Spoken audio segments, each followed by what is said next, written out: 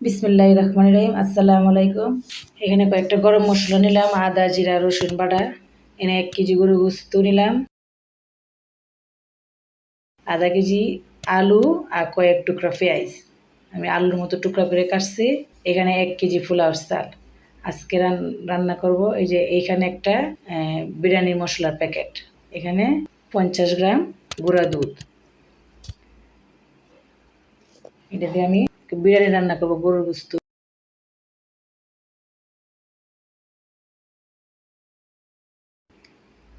একটা কড়াইয়ের মধ্যে তেল ডাললাম, সাদা তেল। এখন মশলাটা একটু ভাজা নিবা। ভাজা শেষ, এখন গরু গোস্ত দিয়ে দিতেছি। পরিমাণ মতো লবণ,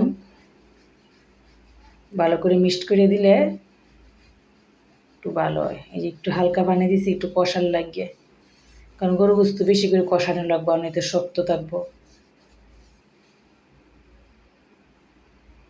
বিরিয়ানি প্যাকেটটাতে দিলাম।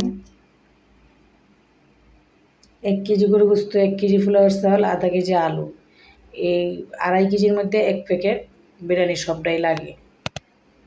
আরেক চুলার মধ্যে পানি বসাইলাম, কারণ বিরিয়ানির মধ্যে তো গরম পানি দিলে একটু সুবিধা। এই যে কষানো শেষ, এখন আলু পেঁয়াজ দিয়ে কেটে রাখছি দিতেছি। এটি দিয়ে একটু নাড়াচাড়া করে ডাইকে রাখতেছি। এখন চাউলটি ধুইয়া ভালো করে নিগড়াইয়া পাতিলে দিবাম। বা চাউলের আবার একটু ভাজা ভাজা করবাম, পানি যেটা টানলে পরে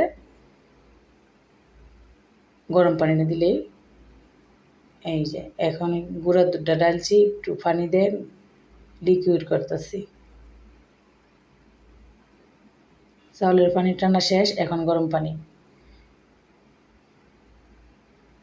পরিমাণ মতো পানি দিবেন, যতটুকু প্রয়োজন আর কি। ঢেকে দিছি।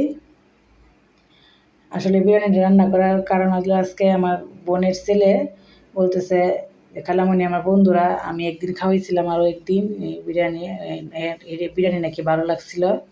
এখন আমার বন্ধুরা বলতেছে যে তোর খালামণি আছে আবার বিরিয়ানি খাইবা।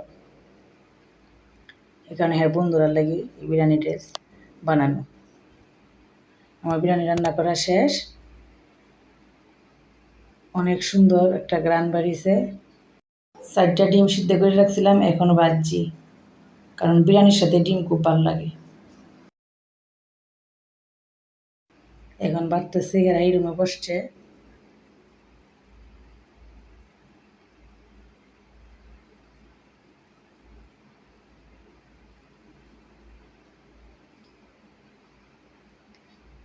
গরু গোস্ত বিরিয়ানি গরম গরমই খাওয়ান লাগে, নয়তো কিছুক্ষণ পরে আবার ঠান্ডা হইলে আবার তালুর মধ্যে লেগে যায়। যে একটা করে ডিম, সালাদ, লেবু।